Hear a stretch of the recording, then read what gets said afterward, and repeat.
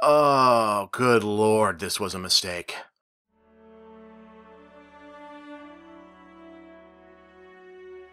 So, I never actually wanted to be making this episode of this series, certainly not for this movie. I originally launched Really That Good in large part because I was fed up with so much of the cinematic video essay scene being dominated by reflexive negativity. I went into much greater detail as to what I mean by that in the preview to this episode, but for brevity's sake, suffice it to say, I 100% get that getting angry and even more so unleashing that anger can be a cathartic, fun experience and legitimately entertaining for an audience, but chasing that instead of finding it organically can only contribute to the false and limiting paradigm that seeking out negatives is the true default setting of critique, that negative reactions are the only response worthy of exploration, and that positive response is self-evident, hence wanting to do a video essay series that focused exclusively on good movies and mainly on highlighting their positives. And as such, I knew that if this was a success, people were going to start asking if I'd do an episode where the answer was no, or even lead with a really that bad instead from the outset, because that's what so much of the other content in this genre generally is.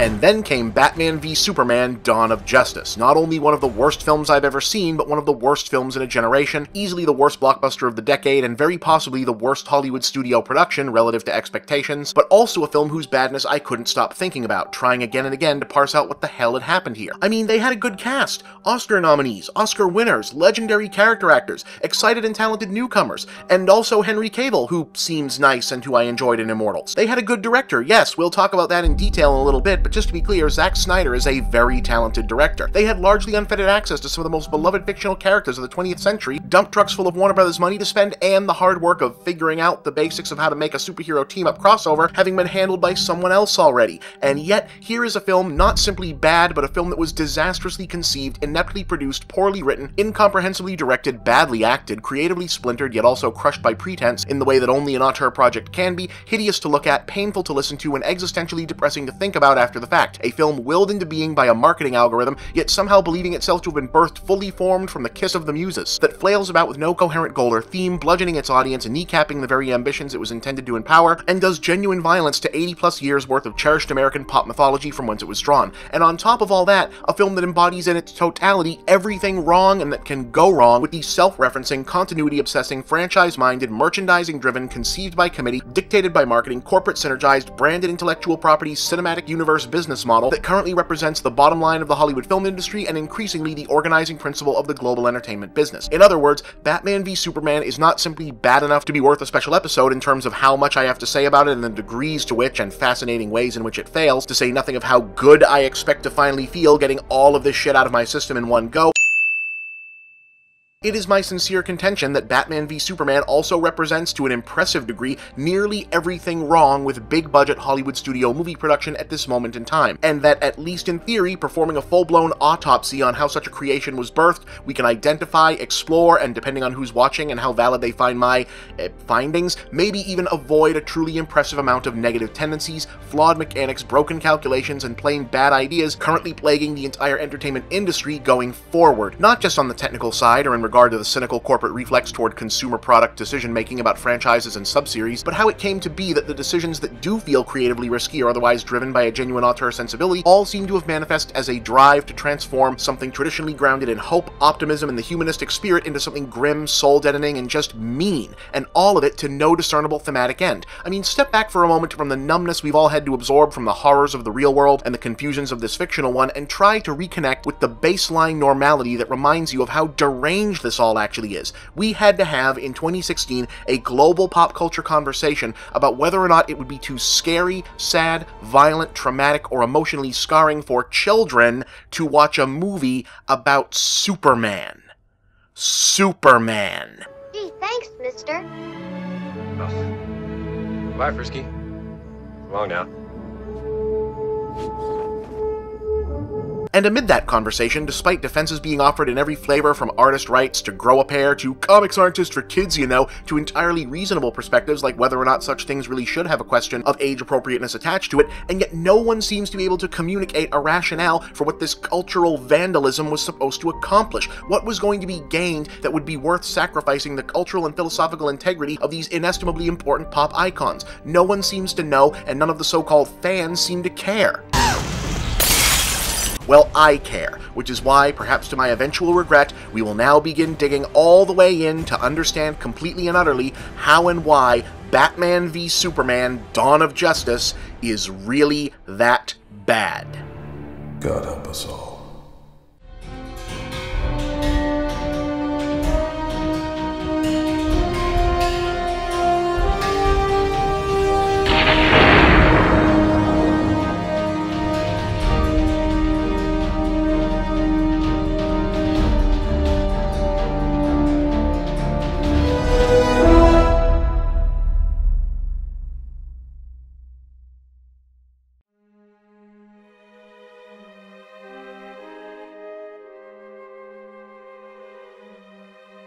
Wow, this sure took forever, huh?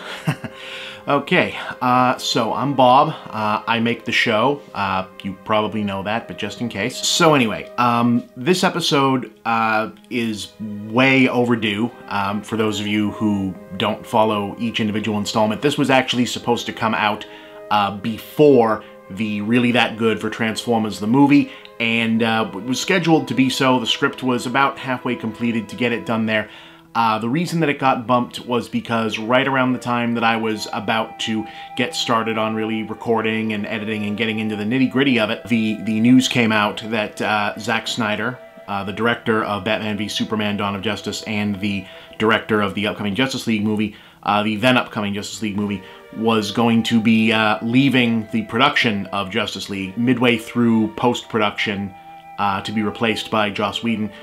Because of a tragic event in his family, the loss of he and his wife Deborah's daughter, which is just heartbreaking news, tragic. And, you know, first off, part of me thought, well, you know, maybe fair is fair, you should just do the episode and put in a bumper like this on the front of it and just let it run and, you know, separate the artist from the art and whatnot. And it was not really, it just didn't sit right with me to put out a video kicking the shit out of someone's work while they were in the midst of a grieving period. I actually just lost my own father about a week to the day before recording this video piece here. And so I can't even imagine what the Snyder family must be going through. And it felt like it would have been a dick move on my part to put it out at that time in that form.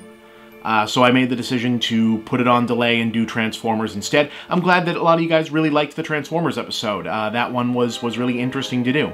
And while none of that changes my opinion of the film, in fact, in having more time to go back and consider it, I came away disliking it even more than I initially had, if you can imagine that. But it did serve as an indicator to me that it would be better served, I would be better served, you would be better served, if this was more serious-minded, wasn't the jokiest thing in the world, and didn't engage in a lot of, you know, undue speculation about the production and background, and, you know, didn't take personal shots at the filmmakers, actors, etc. If it was, you know, even though we're doing this as Really That Bad and a cathartic thing, if it was as seriously minded as the Really That Good episodes try to be, for the most part. And so I just wanted to open the segment proper with, you know, myself on camera, you know, both explaining the reasons why this was delayed, and also, you know, to mention, you know, because I'm sure that this is not a,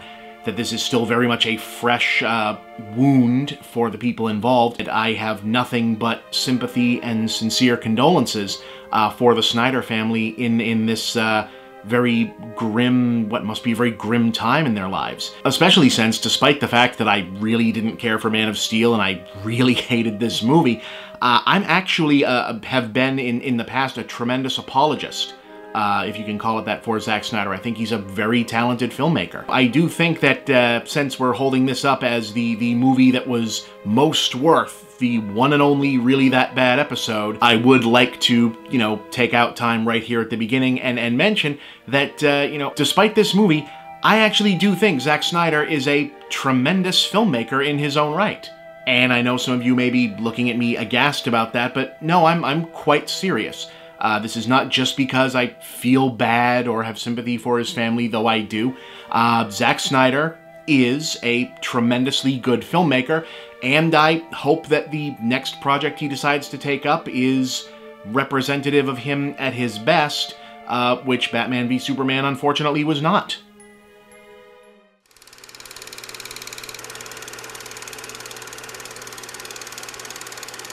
Okay, originally I wasn't even going to put a basic section in this one because it felt perfunctory, but then this became a two-part episode, which means not every point is going to get touched on in the first go, so I guess a quick overview is in order. So, here's the thing, guys. The fact that circumstances have rendered it nigh impossible to talk about this movie without also and/or instead talking about the superhero genre as a whole, the state of blockbuster filmmaking, the rest of the DC Extended Universe, and the rival Marvel Cinematic Universe, but if you took all that and even the idea that this is an adaptation of pre-existing characters and storylines from classic comic books, this would still be a bad movie just on the plain and ordinary merits of nuts and bolts filmmaking.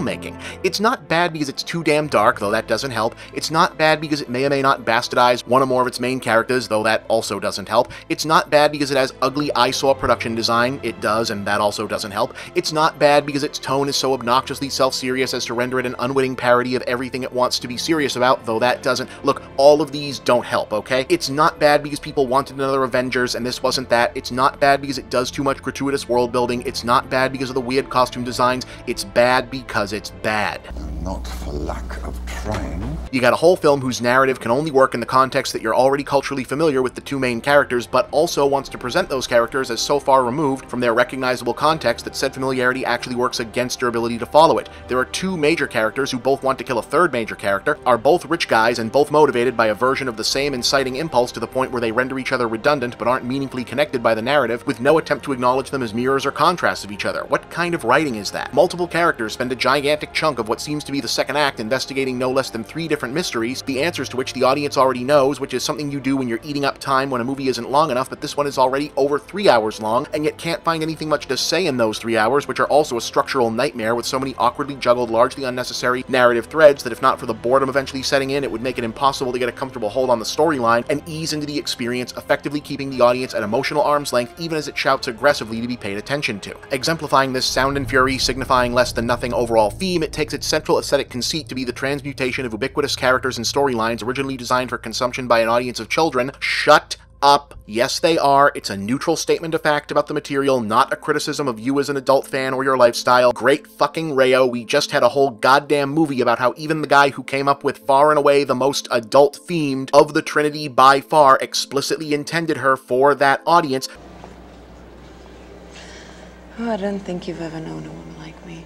Which, to be clear, is not in and of itself a bad thing. In fact, reconfiguring innocent or benevolent imagery into sinister forms is a tried-and-true bedrock technique of deconstructionist art, but the point of deconstructionism is to suggest and/or reveal an unknown inner truth about the work being deconstructed, and Batman v Superman doesn't seem to have anything to say about Batman or Superman or really anything, instead using the brutal language of deconstruction to no actual end. Almost as though someone decided to borrow the memorable imagery from a famous deconstructionist text but didn't bother to also borrow the point behind any of that imagery.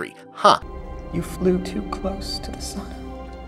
And what was with the jar of Lex Luthor's piss, right? What was going on there? And did Luthor know Batman was going to hijack his kryptonite? Like, was that part of the master plan? It's not really clear in the movie, but it would kind of have to be, because Luthor already had access to kryptonite to experiment on Zod's body and make his anti-Superman monster, so why does he need to work so much harder to get more of it? Plus, he's the one manipulating Batman into fighting Superman in the first place, so he'd have to know that the only way that plan made sense would be if he arranged for Batman to have kryptonite so he'd stand a chance, but how could he possibly know that his vague series of barely connected moves and countermoves would result in that exact scenario playing out that exact way, and why even bother with Bruce Wayne at all when he's just going to sick Doomsday on everyone anyway, and My ridiculously circuitous plan is 1/4 complete. Oh, and Superman dies. Like, graphically and brutally. On screen.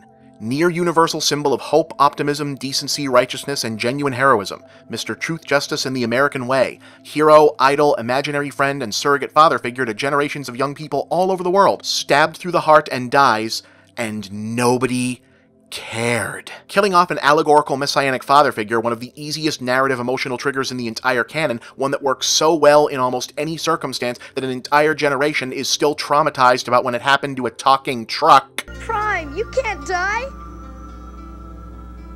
Do not grieve. Soon, I shall be one with the Matrix. And this movie manages to fuck it up with Superman. They killed Superman, and no one was all that upset. And that was something that was only ever going to work, if at all, in live action once. This was the entire popular culture's one bite at the death of Superman being a worldwide cultural moment for all time, and they threw it away forever because they didn't bother to create a Superman it was possible to like or care about before they killed him. They don't know how to honor him, except as a soldier. Folks, when it comes to failing at cinematic storytelling, I cannot imagine a better metaphor than that a movie killed Superman and I felt nothing. So when I say this film is worth pulling apart and examining for 2 plus-sized episodes to figure out what the hell went wrong here in the middle of the busiest month in the entire profession of film criticism because it's such a complete and total failure, that's what I'm talking about. I failed him. Now, that having been said, it is in fact worth acknowledging at first that a total failure doesn't necessarily mean total loss or totally without merit. After all, most of the time a bad movie is not bad because there isn't any good in it, but because what good is there can't help it. In that same token, before we dive any further into the muck, it will almost certainly do all of us some good to take note of what genuine positives Batman v Superman: Dawn of Justice does indeed possess, in a segment I'm calling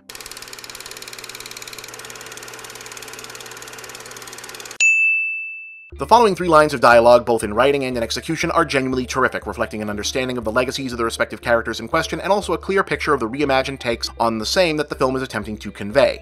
I'm older now than my father ever was.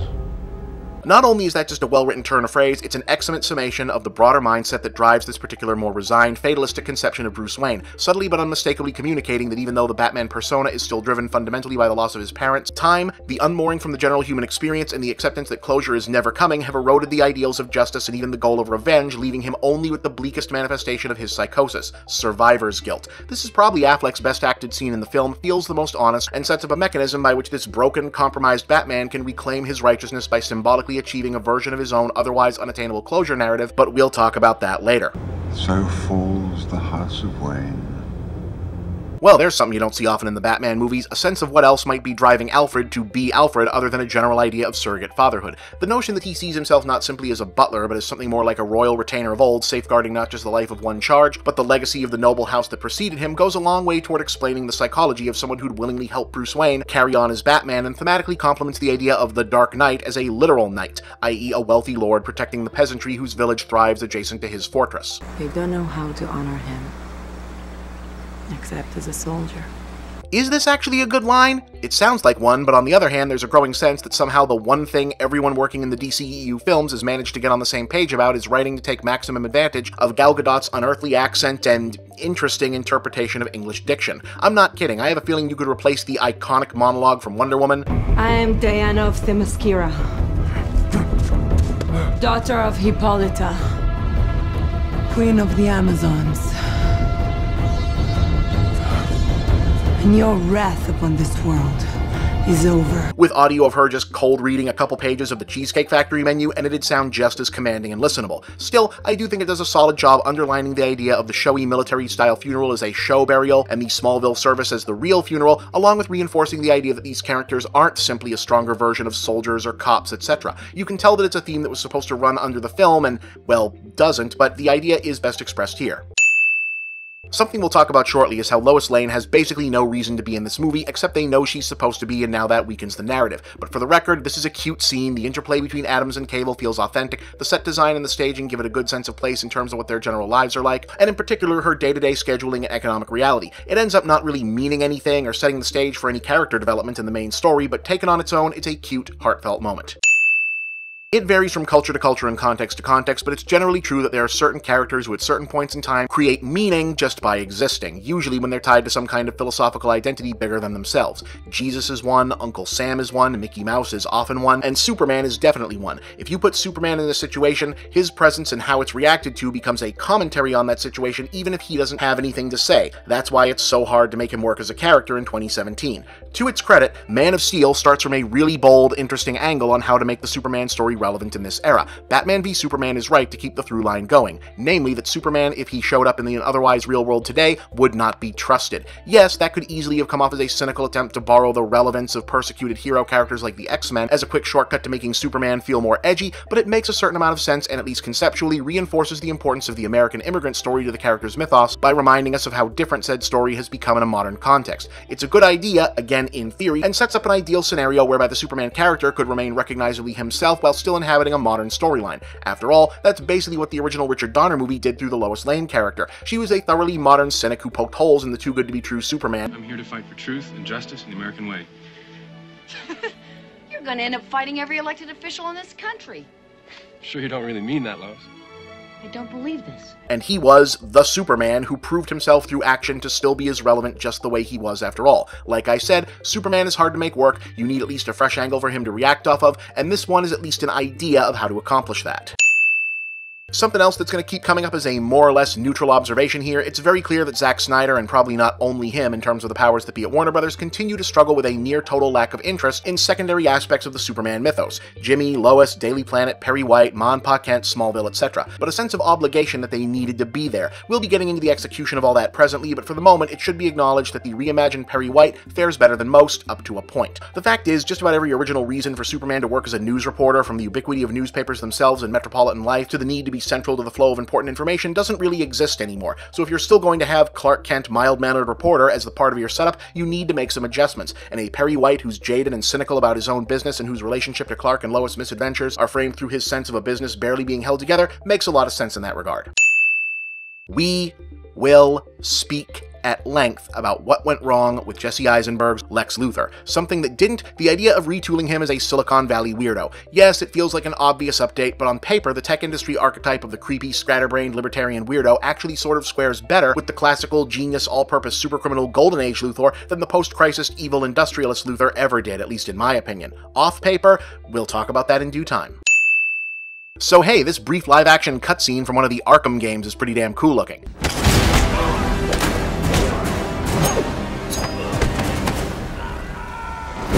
Alright, I kid, but it is pretty cool to see. The sequence itself and its actual place within the film is going to come up again later in a decidedly less laudatory fashion, but it would be disingenuous for me not to acknowledge that after 7 live-action Batman movies where otherwise capable actors struggled to look not stupid in fight scenes while being unable to move around in their costumes, it's pretty goddamn cool to see a scene like this, and taken as its own thing apart from the rest of the film, the point at which it appears and how it's informed by the story and character beats leading up to it, there's almost nothing to criticize about it. As if it needed to be said, at this point, Gal Gadot is absolutely the MVP of the entire DC Extended Universe, or whatever I'm supposed to call this tornado of nonsense now. She is as ideally suited to Wonder Woman as Christopher Reeve was to Superman, an almost inhumanly striking beauty whose delivery commands instant fascination and whose physical embodiment of the character is iconic like few other superhero actors have ever been right out of the gate. And because of these facts, her big reveal during the final battle with Doomsday is often touted as the part where the movie gets good, or the part that saves the whole film. Unfortunately, as much as I adore her in the role, sorry, not even close. And unlike the Batman fight we just got talking about, no, her big sequence doesn't become good on its own if you ignore everything else, because it's a culmination of all the stuff that didn't work leading up to it. More to the point, there's a distinct and important difference between I like this specific aspect of a movie and said aspect actually being a meaningful point in the movie's favor. And before you ask, yes, the same is absolutely true, perhaps even more so in the opposite direction. As a matter of fact, the number one hard thing about writing an episode like this, separating out the objective from the subjective. Obviously, when it comes to art criticism, the two are never going to fully be separated, and I'm a huge proponent of acknowledging that fact, but it doesn't mean that there's no action that needs to be taken or qualifiers that need to be laid out. The fact is, a movie being bad doesn't necessarily mean that every single thing in it that you personally don't care for contributed to that failing, and the discourse around superhero movies in general is particularly rife with people not grasping this concept. For example, if you think that Spider-Man Homecoming was the best Spider-Man movie, you are out of your goddamn mind in that case. You're the Spider-Man from YouTube. But okay, fine. However, that doesn't automatically mean that if your reason for thinking so is that it's officially connected to the Marvel Universe, actually holds up as a quality in its favor. More relevantly, it's perfectly okay for you to dislike the campy, self-referential sense of humor, deliberately artificial aesthetic, and gratuitous sexualization of the male physique in the Joel Schumacher Batman movies, but that's not what made them bad. Their screenplays, acting, and directing decisions did that. Now, unsurprisingly, I have a lot of not necessarily germane issues to take with Batman v Superman, and since I'd rather purge them from the system up front rather than have them creeping in and undermining the more substantive analysis to come, that's our segue to a section that I'm going to call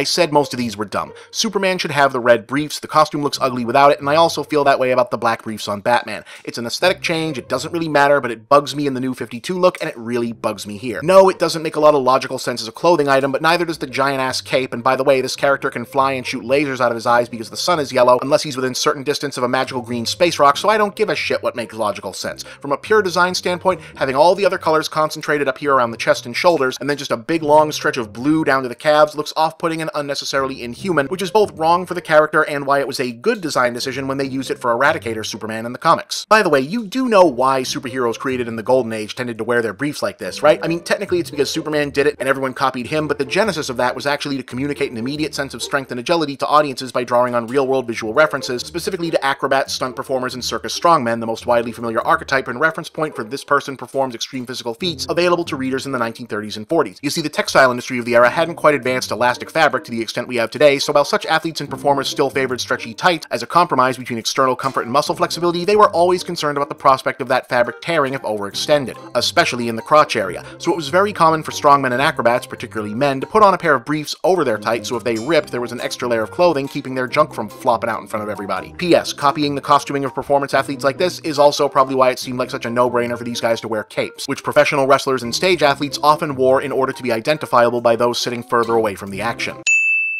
Some of this is related to design, casting, and directing choices, but for now, Ben Affleck doesn't work as Bruce Wayne, and a big part of the reason why is that everything about him looks just a little bit off. This big, absurdly chiseled dude with the overly well-managed permanent stubble and the Just for Men touch of gray combed into his hair, because it's so damn important to remind everyone that this is old Batman because Dark Knight Returns reference, but meanwhile, he's clearly in the best shape of his life with the absurdly bulgy CrossFit muscles, straining to escape his Brooks Brothers getup, and I'm sorry, as a screen presence, Affleck is just too readily exuding a laid-back bro presence that clashes profoundly with the attempts to turn him into Schwarzenegger here. He looks ridiculous and it's distracting. So is the voice, by the way. It's not as bad as Christian Bale's was. Hey, attention, Batman filmmakers, nobody is ever actually wondering about the whole he sounds just like Bruce Wayne thing. And maybe it would have worked if they let him speak entirely in declarative tone, comic book statement speak, like Gadot gets to do as Wonder Woman, but he and Cable both keep slipping into banter dialogue and it sounds terrible. She with you? I thought she was with you. And if you're not going to fix this, at least don't force him to do scenes opposite Jeremy Irons, an actor who probably sounds more like a larger-than-life mythic figure enunciating his responses to the Comcast automated customer service line than Ben Affleck ever has in anything. Not for lack of trying. Everything about Doomsday sucks. Even just typing that out makes me want to jump right ahead to the actual substantive reasons why, but the design is an early, if largely unsubstantiated indicator. It's not like he was ever a good character design in the comics to begin with, sure, but losing the spike beard and the hair means you lose everything that made him remotely distinctive from any of a dozen other big, generic, burly monsters. He's not even as dynamic as the Abomination from the Incredible Hulk movie, and even if he wasn't going to look like the comics, why doesn't he look anything like Zod? Like, if he'd started out as just stronger Zod, and then midway through the fight got all the damage and suddenly looked like Doomsday, that might have been an entertaining reveal. It's not 100% the film's fault, but it's a bummer that the Wonder Woman surprise had to be ruined a full year out for no good reason, when in the structure of the film, we're clearly not meant to be fully certain that Diana the Mystery Lady is Diana Prince until we see the photo from World War I, especially since we get it as part of that stupid bigger info dump reveal about Aquaman, Flash, and Cyborg. No, it wouldn't have saved the movie as I explained a moment ago, but oh wow, Wonder Woman out of nowhere would have been a much bigger charge if we didn't know for sure she was going to show up, and since it's clear that this was something like the original plan, it's a kick in the balls that it didn't get to play out, especially since it seems like the only reason to blow the reveal at Comic-Con that year was to try and regain control of the hype cycle after having to delay the movie for almost a year before that. Oh well. No less than Alfred Hitchcock once said that films should be stronger than reason, and in his famous series of one-on-one interviews with Francois Truffaut elaborated that this is why he doesn't see it as a big issue when people ask why characters in thrillers don't just go to the police. They don't go to the police because it's dull. For me, that's the only answer you really need for why doesn't Batman just use a gun, or why doesn't Batman just kill his enemies. He doesn't use guns because it's more interesting for him to throw boomerangs shaped like his insignia around and use kung fu. He doesn't kill the bad guys because we like the bad guys, and if you kill them, they can't come back for a couple of times every year. I don't need a narrative or philosophical justification to feel this way. I'm not conducting Bruce Wayne's vigilante performance review. That said, if you don't stick to the doesn't like guns thing, you can't avoid wondering why he'll use them sometimes, but not all the time, and it's an odd choice for Snyder to want so many of Batman's gadgets in this to either look like or just be guns, and yes, I have the same problem with the machine gun turrets in the Tim Burton movies.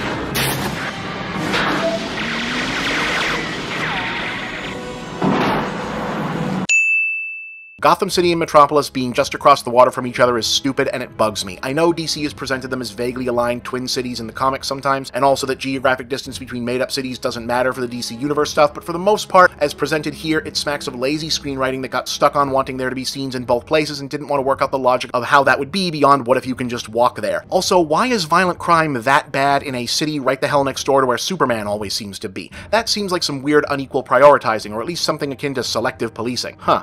Come to think about it, how come that's not what Batman is mad about? That would have made much more sense than Space Alien 9/11.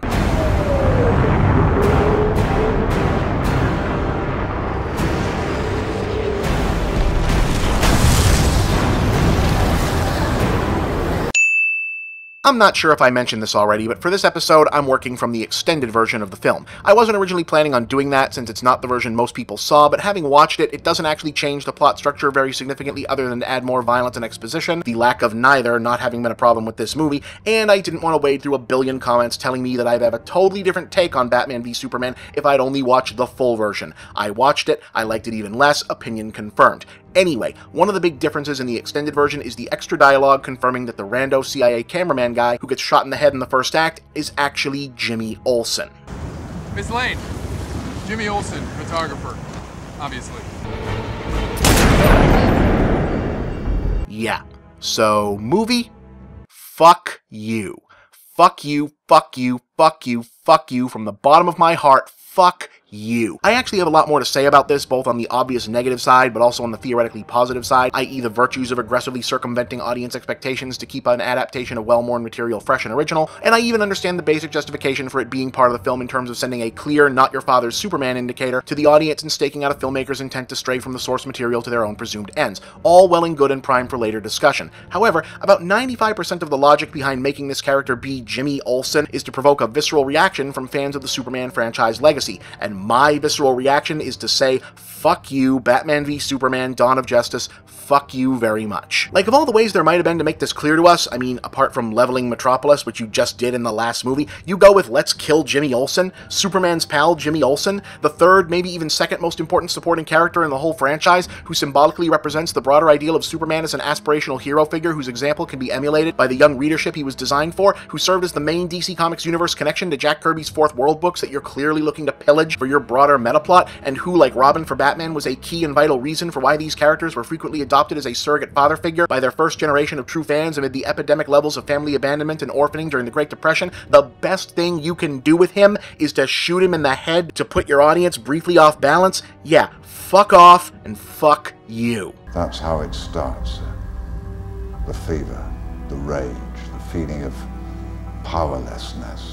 That having been said, I acknowledge by its placement here among the dumb stuff that only bugs me that my finding the summary execution of the literal manifestation of the Superman mythos connection to youth, innocence, and optimism to be depraved and the implicit reason for doing so to be disgustingly cynical, that in and of itself doesn't make it a flaw in the film, and the main reason why is that my reaction to it is predicated on outside knowledge of previous incarnations of the material which is not relevant to this analysis or criticism of this version. I accept that to be true. I do not, however, accept that to be true in every single case. In fact, I believe both the specific circumstances related to Batman v Superman's place in the pop culture of the moment and the more general changing shape of media and how we engage with it as a culture has rendered the old maxim that the movie as self-contained individual object is the only thing that matters increasingly obsolete in the broader sense and very much impossible in this singular case. In fact, I would say one of the clearest indications that Dawn of Justice does not work is that I sincerely cannot think of how you would properly render an informed verdict on its objective quality without addressing it in relation to precedent and outside context. I expect that some may consider that to be incorrect and an entire line of thought to be unfair, and rest assured I've already anticipated your anguished rebuttal and fine-tuned my arguments accordingly, which is why we're calling the segment where I lay out the case for this line of criticism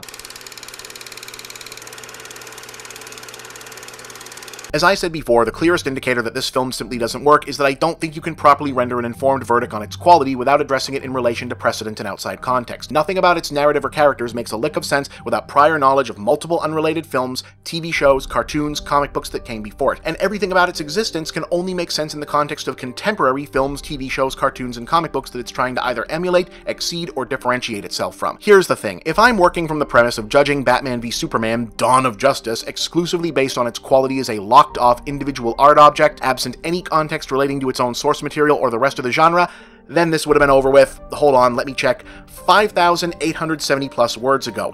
Wow, okay. Because I would have started by saying Batman v Superman Dawn of Justice is an entirely non-functional as a narrative divorced from its previous sources and influences, and that would have been all I needed to say. In order of roles by importance, this film is a tone setter for the DC Extended Universe as pre-planned at the time of its release, a setup for Justice League, a teaser for Flash, Aquaman, the Batman, Wonder Woman, and Cyborg, a sequel to Man of Steel, a statement of differentiation from the Avengers and its adjacent franchise brethren, before it even thinks about being a movie in its own right. So by the standards of the film and only the film criteria, it's a failure on its face, and that'd be the ballgame.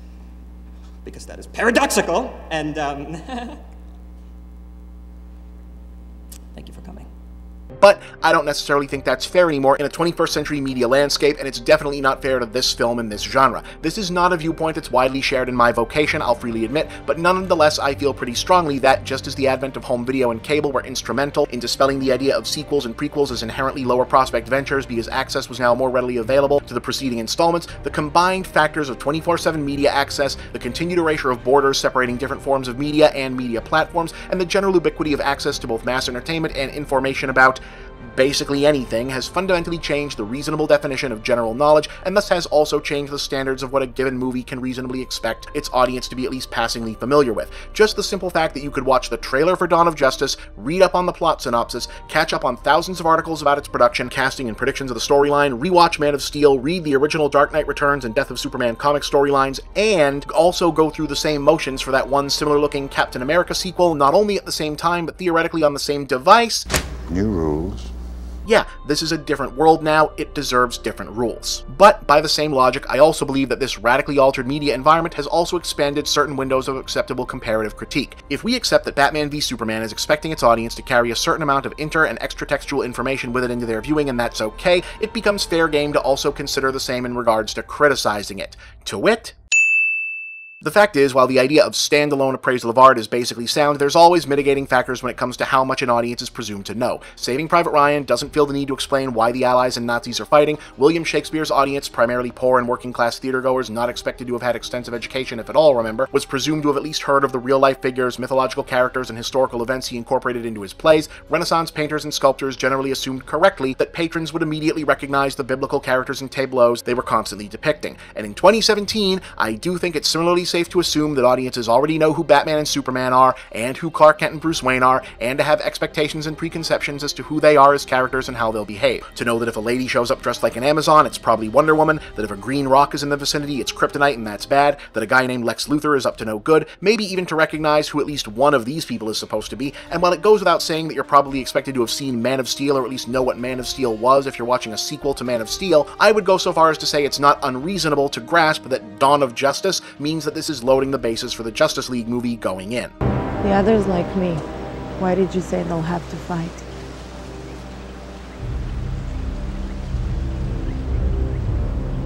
Just a feeling.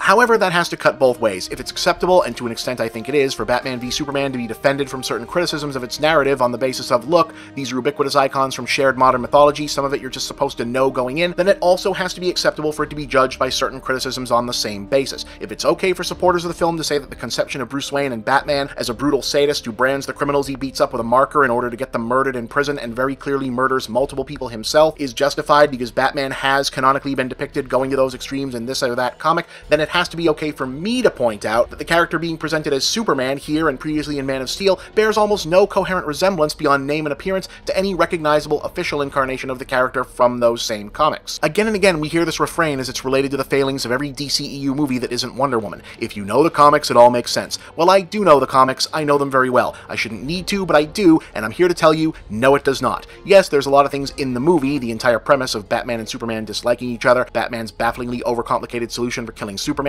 everything about Lex's plan to make them fight each other, everything about Zod, the spaceship, Doomsday, and what I'm still having difficulty accepting was supposed to be Steppenwolf, that knowing the comics will help you recognize, but none of them are justified by it. And the best example of why this kind of double standard breaks down as a critical defense and hurts the work itself is demonstrated in the most controversial scene in the preceding film, Man of Steel.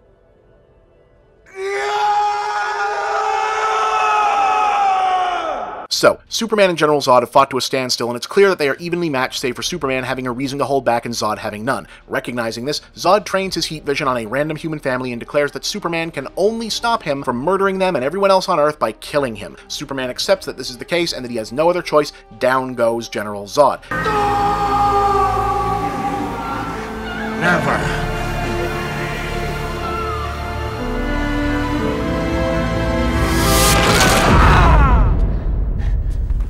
So yeah, Superman killed someone. That's a big fucking deal, because he generally doesn't kill his enemies, and this is a major development for the character in story and a signal to the audience that this version can and will go places we may not expect. Here's the problem with that, though. Do we know that Superman doesn't kill? It never really comes because these are totally new imaginings. Why am I supposed to have strong feelings about this ending as Kal-El's dark no of the soul? Especially when the entirety of the whole last fight up to and including the ending is very transparently an attempt to one-up and comment on similar sequences from the Christopher Reeve Superman 2. This Superman is nothing of the kind. I've discovered his weakness. Yes. He cares. He actually cares for these Earth people. Like pets? I suppose so. Speaking of which...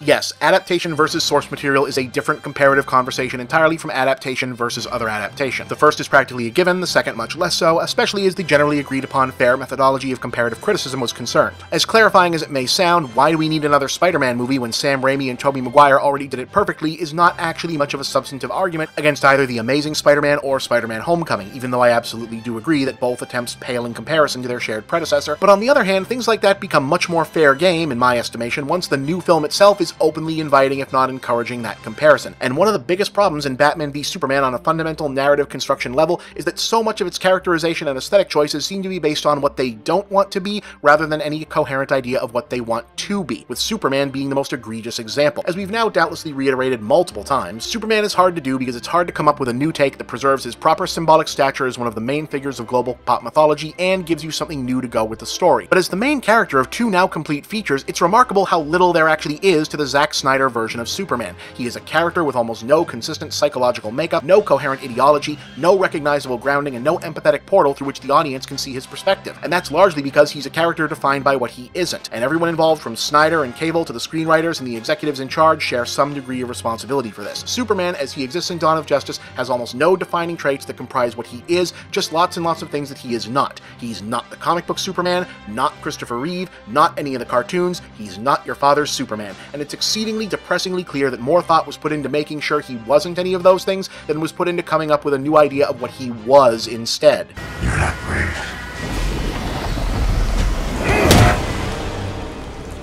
Men are brave. And this extends out to the broader film he has to interact with. I mentioned before that making Superman not immediately trusted by the people of Earth when he reveals himself was a smart idea for updating the character to a modern audience, but it's only actually smart if you follow it through with a narrative dimension for this to take the story to. Superman, one of the ultimate positive symbols of the immigrant ideal in American popular culture, being received with mistrust and xenophobia, is loaded with powerful potential for meaningful storytelling. But so far, 2 whole movies about him are only interested in this angle so much as it makes him superficially different enough from the previous better-known versions. Everything's changed. This is also true for Batman. What exactly is Ben Affleck's characterization of Bruce Wayne beyond an endless reaffirmation of not Adam West, not Michael Keaton, not Val Kilmer, not George Clooney, not Christian Bale, not Kevin Conroy, not Diedrich Bader, and strictly superficial references to certain stories from the comics? And what do those references mean beyond, hey, remember that comic you liked? Honestly, not much. Ask yourself this. Bruce Wayne is approximately a full decade older than Clark Kent in this version. That should probably contribute somewhat to their interactions, right? Differing frames of cultural reference, a Generation X Batman versus a borderline millennial Superman. Civil liberties are being trampled on in your city. Good people living in fear. Don't believe everything you hear, son. Does Bruce see Clark as a naive youngster who didn't experience the more chaotic city life of the 70s? Does Superman see Batman as a behind-the-times crime fighter with an outdated viewpoint? No, none of that's in the movie, because the only discernible reason that Dawn of Justice Batman is old is because they really want fans to know they're finally getting kind of a movie version of The Dark Knight Returns, even though it's without exploring the what if these characters in their world did grow old and change with the rest of us questions that were the whole reason Frank Miller was inspired to write that damn book in the first place. In fact, the film is so intent on borrowing Dark Knight Returns' considerable clout with the fanboy set that it's willing to to undercut its own narrative in order to do so. Put a pin in this aspect for later, but at least for now, remember and take note that the iconography of the fight scene from that comic, i.e. Superman fighting hand-to-hand, Batman wearing a suit of armor, the viciousness they both employ, all had very specific reasons for playing out the way they did in the story leading up to it that are either completely different or completely absent in this film apart from the visuals. I bet your parents taught you that you mean something. That you're here for a reason. My parents taught me a different lesson. The whole versus aspect of the movie doesn't even make sense because it's seemingly only there to justify lifting visual reference from Dark Knight Returns because, well, by all indications, because Man of Steel underperformed and pulling the trigger on sort of adaptations of two of DC's best-selling trade paperbacks in the same movie must have seemed like the last remaining can't miss for catching up to the competition. And that brings us to the other elephant in the room. Okay, look, you and I don't have to like it, but this is the media landscape we're dealing with. Yes, it used to be true that shared universes and episodic, serialized, multi-tier franchises were an improbable ideal that no one could be expected to keep up with, but the reason the Marvel Cinematic Universe both exists in the first place and does so to such success that at least 60% of the bad decisions that went into Batman v Superman— these exceptional beings live among us. The basis of our myths, gods among men upon our little blue planet here. were the result of trying to copy the Marvel formula is that the manner in which we consume media now makes it possible and smart business. Films move from theaters to home video more quickly, social media keeps the conversation around them ubiquitous and ever-present, the unprecedented number of devices and services through which to consume media has made it easier than ever to get caught up in a hurry, and the globalization of popular culture makes the superhero genre, unmoored as it is from national, cultural, or even temporal specificity, to the degree that a guy named Captain America now regularly racks up giant box office in nations with a decidedly low opinion of the actual United States, which, yes, I know now currently means most of them. Do you know the oldest lie in America, Senator? The ideal post-national, border-transcending genre. In other words, the cinematic universe concept of shared continuity between multiple cross-promoted individual film and TV projects was probably going to happen no matter what. Marvel was just the first entity to see it coming and seized the opportunity successfully, leaving everyone else to play catch-up. So no, as much as I understand that this is inviting even more vitriol and dismissal than I've already engendered from Batman v Superman apologists, I do not think it's automatically unfair or irrelevant at all to use the Marvel Cinematic Universe as a point of comparison here. That's not just because it's the only available point of comparison, but because it's very hard to deny that many of the creative decisions that resulted in the DCEU being in the state it now finds itself were made in part or in whole as a reaction to or against whatever Marvel was doing. Hey, don't shoot the messenger. Am I too soon?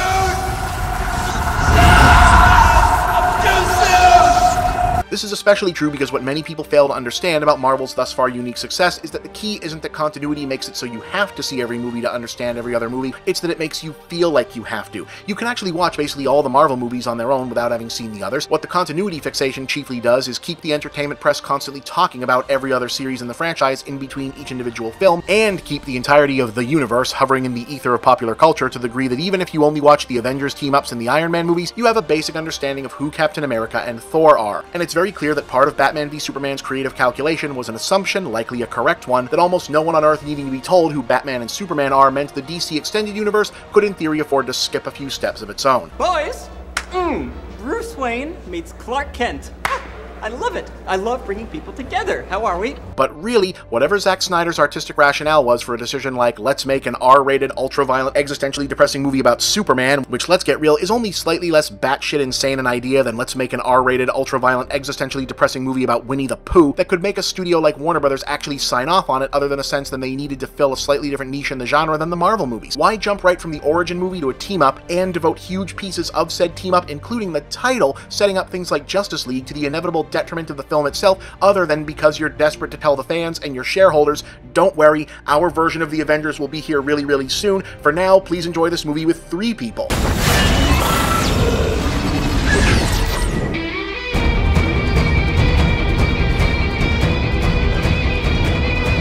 Hell, for that matter, why cram Wonder Woman into it at all other than to make double sure everyone knows you're going to beat Marvel to the first female-led superhero movie of the cinematic universe era? Oh, and one more thing. You can go ahead and not bother me about... Repeat after me. Intent and execution are 2 different things. Intent is important. Intent can tell us a lot. But intent largely ends where execution begins in terms of appraising quality. No one tries to make a shitty movie, and one of the reasons this behemoth of an essay was front-loaded with praise for Zack Snyder and a sampling of good decisions was to illustrate an acknowledgement that even the most inexplicably stupid things in this movie were largely set in motion with the best of intentions, they were just poorly executed. But in this era where hardcore fans often spend months leading up to a movie learning everything about it except how it actually plays out, there's a tendency among said fans to assume that because they recognize how an idea worked on paper that anyone who criticizes the result just didn't get it. So before you dive down into the comments to complain about that, let's hash this out. I get what Snyder was going for with the destruction of Metropolis that serves as the connective tissue between the two movies. We need to establish what Superman can do so we understand the stakes involved in his existence and the reasons why Batman, Luthor, and other characters might find him threatening. Intent, solid. Execution, disastrous. Firstly, why are we leaning so hard on a visual reference to 9/11? Again, I get the intent, it's a generational touchstone, so putting it in the audience's mind should make it feel visceral and real. But at this point, wouldn't any scene of buildings falling over still remind any audience who's going to be affected by 9/11 of a 9/11 reference? So as a result, we wind up with a powerful visual metaphor that doesn't have anything to do with the story. If this is 9/11 and Zod is Al-Qaeda, then that makes Bruce Wayne the first responders. Doesn't that make Superman, I don't know, the United 93 Let's Roll people, who Batman then blames and wants to kill because, see what I mean? Intent good, execution bad.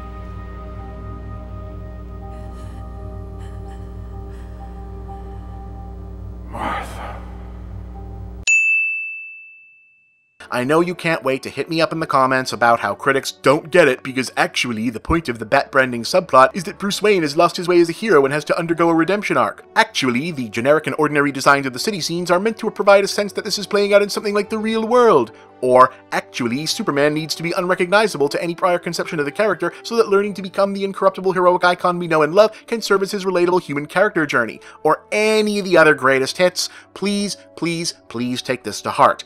I got that. I got all of that. There isn't that much to get. I do this for a living. They followed through on their intent with incredibly poor execution. Period.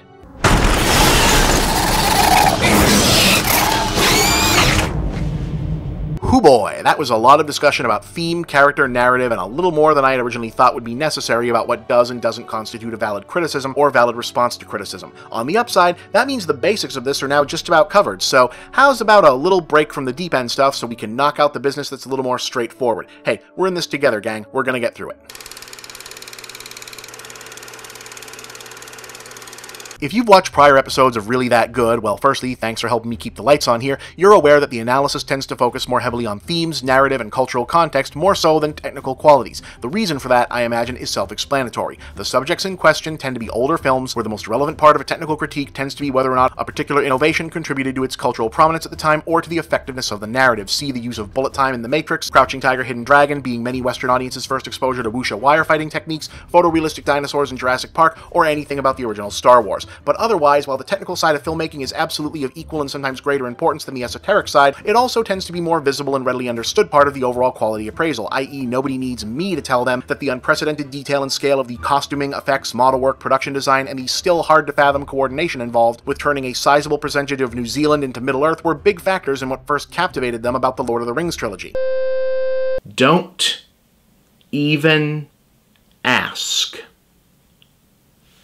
Those are 3 movies. They are all almost or over 3.5 hours long. Do you have any idea how much workload that would be?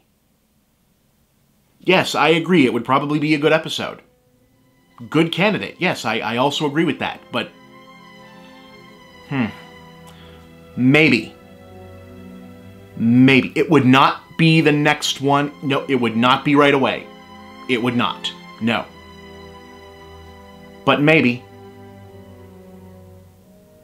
Not even the next after next. But maybe. I'm not saying no. I'm not saying no.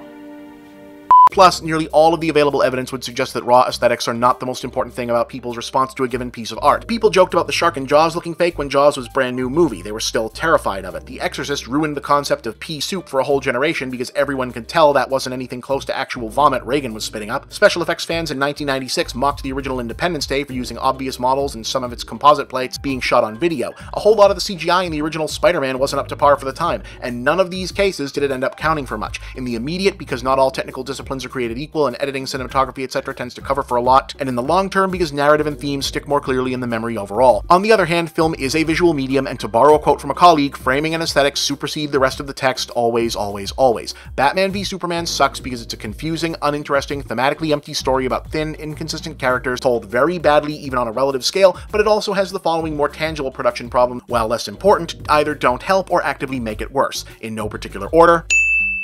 It's almost pointless to criticize CG in movies of this scale because they spend a fortune on it, and at this point you can only move the needle so much further until the next major technological leap happens. In general, Batman v Superman has some of the finest CGI money can buy in terms of detail and rendering quality most of the time, but the some of the time when it's not so good is very distractingly distributed, not just from scene to scene but within the same frame, which yes, means that the problem is less about how bad's the CGI than bad compositing. Just look how poorly the live action element of Henry Cavill sticks out from this otherwise intricately rendered exploding rocket shot. The fact is, maybe he's not some sort of devil or Jesus character. Maybe he's just a guy trying to do the right thing. We're talking about a being whose very existence... It doesn't help that Cable is further popped out from the animation by the additional animated element of the CGI cape, which is both fake-looking and badly animated in almost every shot it appears, especially in scenes where there's other actual fabric moving around for the reference. And look, compositing is one of the hardest jobs in effects business. You're usually taking elements made by different teams under different circumstances of varying quality and trying to make them fit together, and there's only so much that smoke, debris, and spark particles can cover up the seams between, and now you know why this movie has so much of that going on. See also people. People are one of the hardest things to animate properly, especially in a movie like this where the animator has to imagine a realistic version of something that can't actually exist, like a human defying gravity or a human-like figure of the scale of Doomsday actually moving around, but not good is not good, and the sense of weight and scale are really bad from shot to shot here. This is especially true in the big fight scene of the title. Look at some of these shots.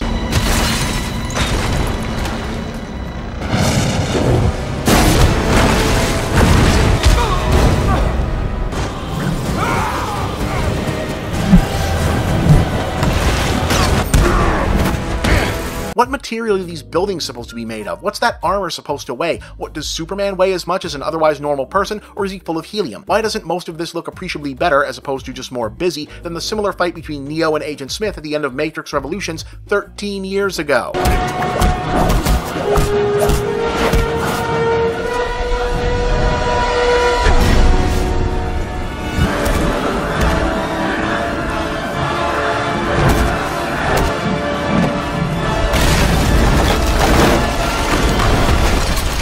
All those Hugo Weavings remind me of something. Did you notice how weird it is that there are so few people in this movie? I mean, there's way too many characters in terms of people with speaking roles, but for a movie that's all about the fate of the world and mass casualties and entire cities being potentially destroyed, there's a weird lack of extras from scene to scene to give any sense of lived-in scale. About 12 people seem to work at the Daily Planet, the protest scene at the Capitol is bizarrely compact considering it's basically God showing up to testify, and it's getting a smaller turnout than... yeah, all that. Oh, and why is basically God testifying before the US Senate happening in a room 1/4 the size of the average Law & Order episode arraignment scene? The cops and the army all seem to have been cut to the bare minimum. I almost want to think it was deliberate to try and make us not ask when they hilariously try to pretend that it's plausible to have cleared everyone out of that spot they fight Doomsday in because everyone complained about the ending of Man of Steel. Speaking of which, one of the only scenes that does get a proper crowd is when Superman is getting fawned over by the Dia de los Muertos revelers, and that mainly seems to be for an allusion to the skull quicksand vision from that earlier movie. No! Not! No! No! You know, the part where the color wash goes all orange and then we never see that palette used again. Which brings me to...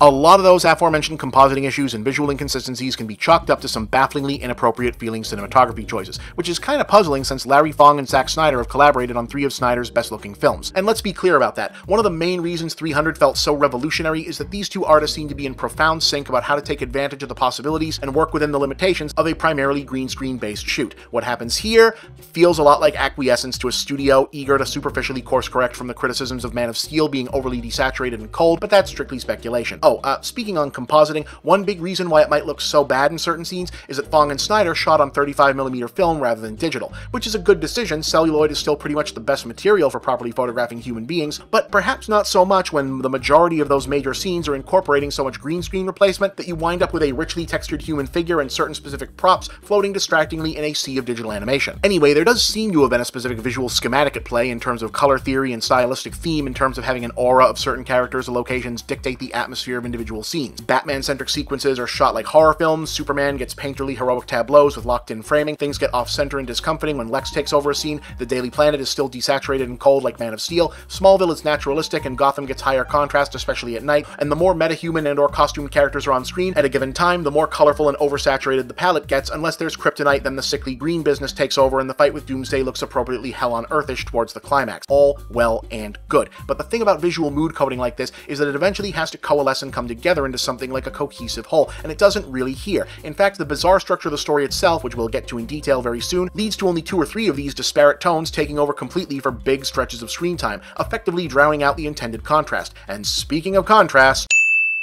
you know what really looks bad when you're color correct and contrast and turn the saturation all the way up? Overly busy production design. That lack of visual definition I was talking about caused when Superman no longer has the extra patch of red at his midsection. It looks even worse when the solid colors aren't all that solid. The design of the technology in the Kryptonian ship is set so busy and indefinitely defined, managing to mistake nonsensical with alien, that even if anything going on there made a lick of sense, it still wouldn't, because who can even discern what's going on? Meanwhile, there's only 2 other locations in the entire movie that feel particularly iconic or memorable. Luthor the Senior's obscenely over-decorated office, mostly because the flippable painting is a strong visual element, and the ruins of Wayne Manor. Everything else looks oddly generic and ill-defined. Even the Batcave looks either like a warehouse or the command center set for a lower-tier CSI spinoff depending on the angle, and there's no coherent sense of space to it. In the daytime, Metropolis and Gotham both just look like general-use city locations. The Nightmare Future, oh good lord, that thing, looks like every other Mad Max riff, and if these are supposed to be parademons, I think it's time Jack Kirby's estate sued another publisher. While we're here, every design decision in this film is either ugly or boring until Wonder Woman shows up wearing an outfit that's supposed to look completely out of place and still looked better in her own movie. And speaking of costumes,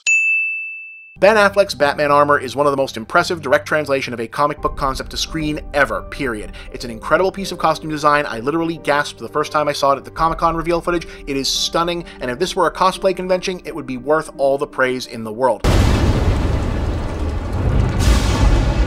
Unfortunately, this is a movie where not one other piece of clothing or technology looks anything like this, and it looks so incredibly stupid on screen. Broken record time, the seemingly willful, complete misunderstanding of the appeal and context of Frank Miller's The Dark Knight Returns will be discussed at length a little further in, but if you want a tease of the broad strokes, the visuals of parody and caricature do not translate well into a straight dramatic narrative. I don't care if Mike Myers gets up on stage at the Globe Theater and belts out the most soulful and deeply mannered one-man rendition of Shakespeare's Macbeth that he or any actor has ever been capable of. If he does it in the Shrek voice, it's gonna be ridiculous and you'll laugh at it. Why did you say that name? One of the most ingenious aspects of The Dark Knight Returns is the way that Miller's pencils, Klaus Janson's inking, and Lynn Varley's colors gradually transform Batman over the course of the story from a fairly traditional look mirroring the classical DC default style of Neil Adams or George Perez into the more exaggerated, cartoonish, impressionistic look that became Miller's signature style from that point on, in conjunction with the story also becoming more and more a grotesque corruption of traditional DC universe, with the bulging, lumpy, ogre-like bat armor look representing a final de-evolution into tragic absurdity. And if this is the first time it's ever occurred to you that The Dark Knight Returns may not have been intended to be taken 100% seriously as a straightforward, aspirational, dramatic Batman story, congratulations! You too can apparently be hired to write a $300 million tentpole for Warner Brothers. We're criminals, Alfred. We've always been criminals. Nothing's changed. So yeah, surprising nobody, the only thing more ridiculous than something that was designed to look ridiculous is trying to realize it in live action in the exact opposite spirit of which it was intended. And the only thing more unintentionally embarrassing than watching poor Ben Affleck stomp around awkwardly in this monstrosity with somehow even less mobility than whichever poor Japanese stuntman was stuck inside the Megazord all those times, trying to look like it's possible for him to outmaneuver and outwrestle an opponent who gets to scurry around in a Lycra body condom, is listening to the score act like something incredibly dramatic is happening. Not a music expert, can't really offer an opinion on whether or not any of the Hans Zimmer Junkie XL collaboration score holds up as an orchestration in its own right, but as utilized in the film, it has all the same problems that the narrative and production design do. A mix of bad and boring ideas that never coalesce into something meaningful and don't do a damn thing to help connect the audience to the story and characters. There's the germ of an idea with Zimmer purportedly taking on the Superman-related material and letting his collaborator handle most of the Batman, but the result is less Peter and the Wolf and more, I don't know, a bunch of actual wolves badly harmonizing during heavy traffic. Like I said, not a music critic.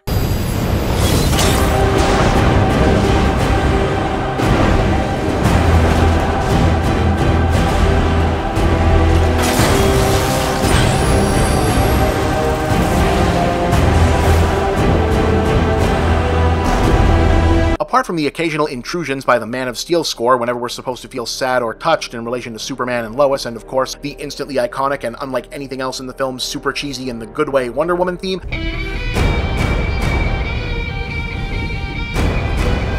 the whole thing is just so much driving, pounding, relentless building to something, but certainly not anything worth all the cranked up kettle drums, vocals, and choral swells. And look, Zimmer is a legend for a reason, but it's like he got sick of people complaining about the sonic wall relentlessness that characterizes so much of his recent work that he decided to triple up and bludgeon his critics into submission once and for all. And what's worse than how samey it all sounds is how all that unceasing forward momentum on the soundtrack highlights how inert and static so much of the plot and structure is. And that, more than anything, is the core issue behind why this film was so incomprehensibly bad that this episode now has to end after this next section because it's going to be a two-parter. Holy shit.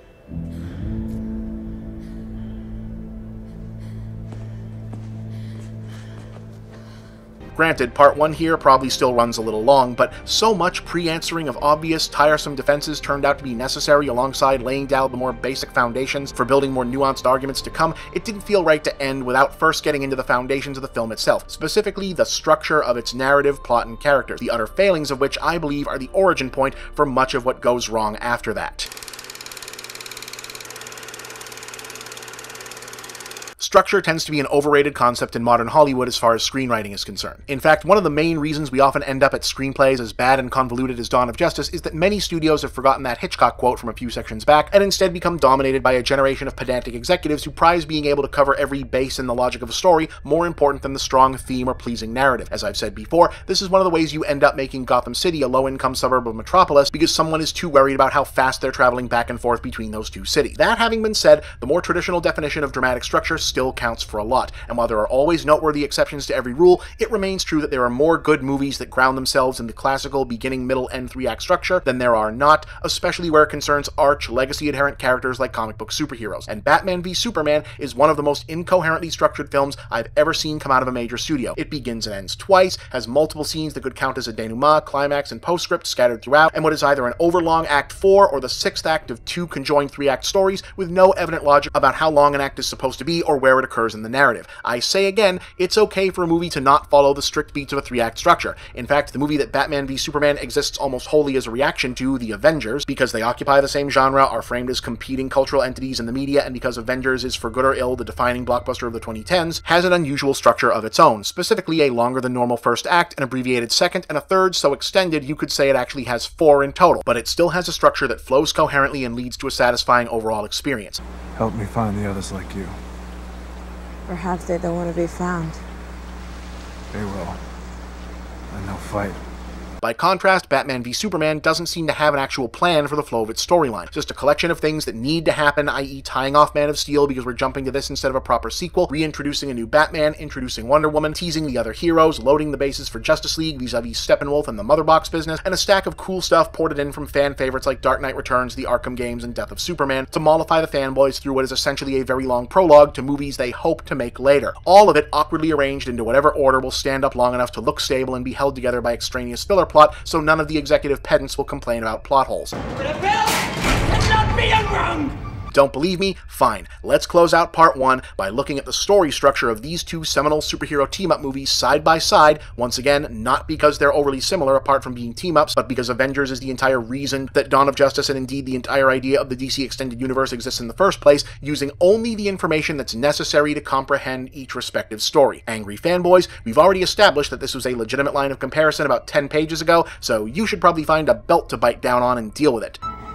He's found us. And he's coming! Ahem. So then. Act 1. There's a big bad man out in space who wants the glowy thing, which is on Earth, so he sends regular Badman down to steal it from Pirate Spy, which he does after turning Arrow Man evil. Pirate Spy decides the best way to handle this is to get all the superheroes he knows together to get it back, a team that will include Cool Nerd, Science Monster, White Obama, and the Girl One. They successfully capture Badman and meet Space Viking, a good guy who is also Badman's brother. He's adopted. But there's two problems. He won't tell them where he hid the glowy thing, and the superheroes are not very good at being friends with each other. Act 2. Arrow Man shows up and helps Badman goad the superheroes into not liking each other even more than they already didn't, which makes Science Monster get mad and fight everyone so Badman can escape and carry out his evil plan. Everything goes to hell, the girl one has to beat up Arrow Man even though they're friends, and Badman kills the one normal guy everyone likes. This makes all the superheroes sad, which makes them get on the same page and decide to work together to save the world with the power of friendship, which basically means they're going to win because they have Science Monster. Act 3. Having pretty much won the minute Science Monster decided to be on the team,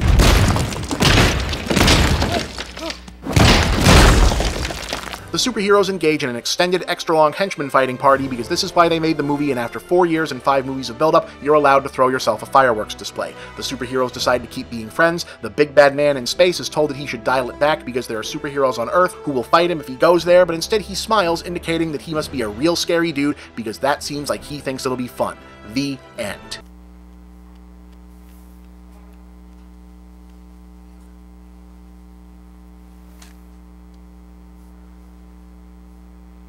Straightforward, makes sense, balances its characters, bends the rules of a 3-act structure but doesn't break them, and delivers an experience that flows naturally and takes what liberties it does in the service of audience experience rather than, say, setting up the architecture for future movies. Even though it also does that, just more subtly. In fact, you can watch The Avengers without any particular compulsion to watch any of the other movies, or having seen the ones leading up to it, and still get a satisfying experience because it's a good movie first and part of a larger whole second. Meanwhile, so 30 years in the past, Richie Rich sees his parents get killed, which makes him sad until he makes friends with about 1 million bats. Several years later, Richie Rich has grown up into Mitt Romney, who gets really angry when a fight between Space Jesus and Beatnik Vegeta causes 9/11-2 and destroys a building where a bunch of his friends work. Is this Act 1? It feels more like a prologue, but it also takes place during the previous movie, so maybe that was the prologue and this is Act 1. Who can say? In any case, Act 1, Part 2 maybe, involves Space Jesus saving Veronica Corningstone from terrorists, but there's also a distraction mercenary who kills a bunch of people and runs away so everyone thinks Space Jesus killed them instead. This leads to what more or less has to be Act 2, right? In which Space Jesus gets moody and sad because people still don't trust him even though he keeps saving everybody. At the same time, Mitt Romney has reverted to his long-unused secret identity as Halloween Detective in order to mutilate small-time crooks and beat up slightly bigger crooks as part of an investigation into the activities of the evil Dr. Facebook.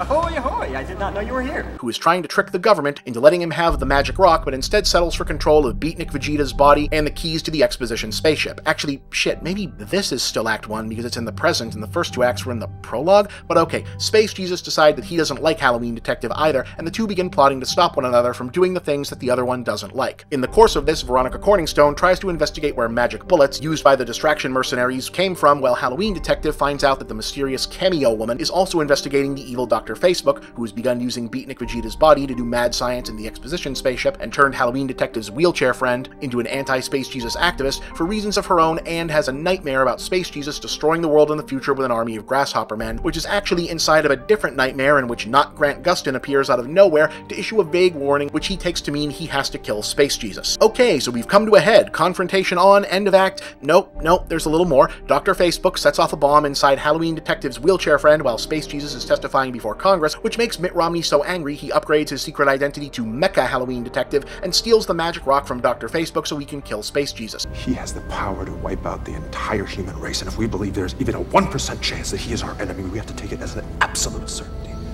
End of Act 2, Part 3 or 4 or... No, wait, also Veronica Corningstone figures out that Dr. Facebook gave the magic bullet to the distraction mercenary, but when Space Jesus confronts him, he says he'll kill his mother, Kansas Woman, unless he fights Mecha Halloween Detective, and also he's the one who's manipulated all of this to happen because he was abused by his father, which made him hate God, which also means he's racist against aliens. End of Act 2, I think? Oh, and also Halloween Detective sends Cameo Woman proof that Dr. Facebook knows her secret identity is Wonder Cameo, and about the existence of Not Grant Gustin, Mermaid Man, and Human Transformer. Anyway, Space Jesus and Mecha Halloween Detective have a big old fight in which Halloween Detective wins, but before he can kill him, Space Jesus reveals that their mothers have the same name, which makes him pause long enough for Veronica Corningstone to arrive and reinforce the idea, which convinces Mecha Halloween Detective to be regular Halloween Detective again, and also that killing is bad. Central conflict over, villain now easily defeatable, so that should be the end of Act 3, more like Act 5, but I still stopped even counting, and just the end period, but it's not, and the movie starts up all over again, just like the second Jurassic Park movie, because Dr. Facebook has a second plan entirely detached from the whole make them fight plan, which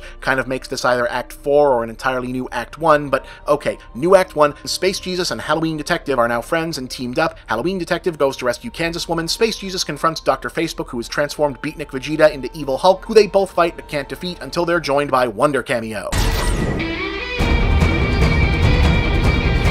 New Act 2, all three heroes fight Evil Hulk but are unable to kill him. Veronica Corningstone throws away the magic rock spear, but then they all realize at once that it could have been used to kill Evil Hulk, so she almost drowns trying to get it back. Space Jesus saves her and decides to use the spear to kill Evil Hulk, which also kills him. Begin Act 3, or maybe unusually lengthy epilogue. Dr. Facebook is arrested, but not before he goes crazy, because the exposition spaceship showed him a projection of the Evil Lord sequel. Space Jesus has 2 funerals. Halloween Detective confronts Dr. Facebook, who threatens him with the impending arrival of Lord sequel, which leads Mitt Romney to tell Cameo Woman that they should form the Super Friends in case he's telling the truth, and also Space Jesus is probably not dead.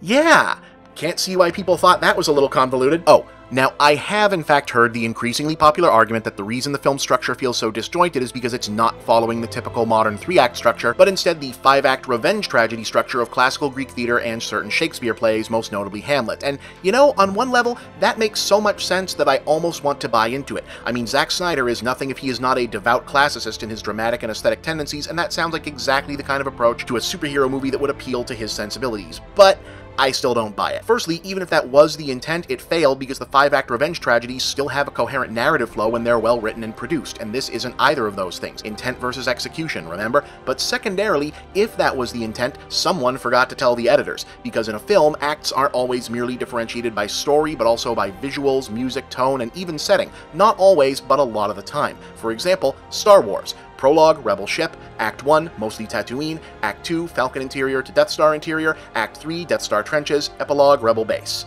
Yeah, you will never be not aware of that again. You want another? Okay. Act 1, Happy Pride Lands. Act 2, Timon and Pumbaa's Oasis. Act 3, Barren Pride Lands. Cool, right? I can see through time. But those are the more obvious ones, though. Other times it's done with subtle changes to the tone, music, structure, editing pace, or emphasis on certain characters. Dawn of Justice is in this category poorly, but the attempt is pretty clearly visible, and so is the fact that the attempt is to break the tonal act structure into traditional thirds, starting off with a first third that's mainly about Bruce and Clark in recognizable mundane settings with a semi-realistic tone, segueing again poorly into a middle third that's more about Batman and Superman, cast in increasingly ominous design and more colorful, unreal palette, and a final third and a half that's straight up phantasmagorical hellscape. It's actually pretty clear-cut when you lay it out as a blueprint. If the narrative happening inside all of that wasn't a total clusterfuck otherwise, or even just lined up once in a while, we might be having a different conversation, and I wouldn't have just been able to score cheap laughs by describing what happens. But all levity and funny names aside, believe it or not, going back over the details like this does not actually help me understand what happened to make it this way one bit better. In fact, I was honestly left a little more perplexed on the specifics than I was starting out, which I was not expecting. I am, to put it mildly, left with many, many, many questions. Questions we will hope to answer in part 2. For now, let me answer a question that some of you might have before we bring it on home.